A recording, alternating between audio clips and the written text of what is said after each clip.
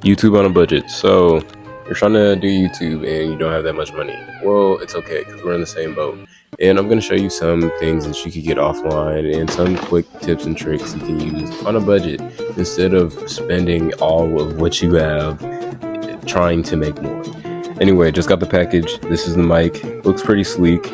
Came with a user manual. Open it up, and it's a pretty simple thing. I'm not gonna lie, it's a mic, so all you have to do is kind of plug it in your phone. If you have USB-C, it has a port for that, or if you have a normal iPhone, you could plug it in there. It doesn't have an old Android thing, but you might be able to pick up an adapter for that. But it comes with two mics, two of everything basically, except for the charger itself. And here's the adapter. It's pretty simple. Like I said, it's just a USB-C or iPhone interface, so just plug it in your phone and it should work. Oh no, I will say that everything would be relatively easy to lose if you don't keep it in the box, so you might want to keep it in there.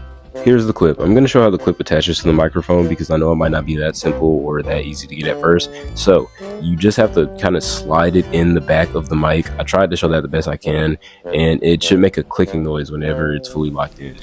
For this portion of this, I'm gonna have anyway, this is how the Apple headphone quality sounds. I don't know how it's sounding to you guys. I'm gonna hear it back while I'm editing, so hopefully it's not that bad.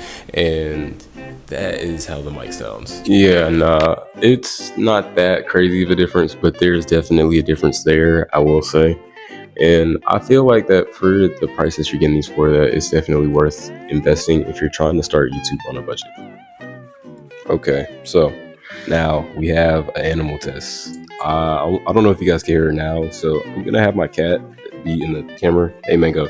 Hi.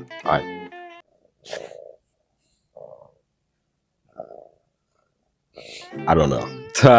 I don't know. After listening back to a few recordings, I honestly don't know what to say about these mics. I can say that I thought they were decent initially, but after playing it back, I will say that they do pick up on a lot of unnecessary sound.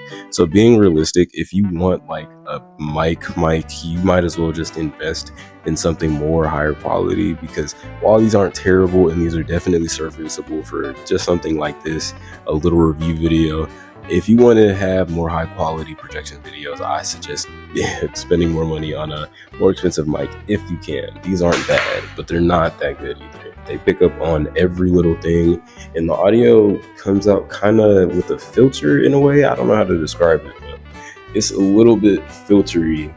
And because of that, I will say that I have to take away that 8 out of 10 rating I gave it before. I have to take these down to it's like a 6.5. I'm like, these are okay. They're serviceable. They get the job done. They're not terrible. They could be better. Hold on. Maybe it's me holding it. Maybe me attaching it to my shirt to make it a lot better. You guys are picking up on all the little sound bites of me moving, and I'm so sorry about that. Like, honestly, I wish they didn't pick up on every little thing. But I guess that's the point of having a microphone. Okay. Let me know. Do you guys think this is better?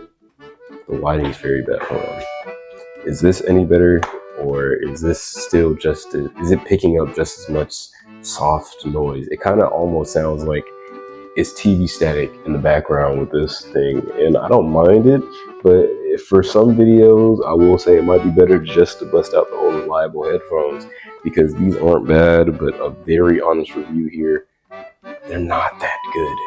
6.5 out of 10. Wouldn't say don't get them, but don't expect too much. They're not all that.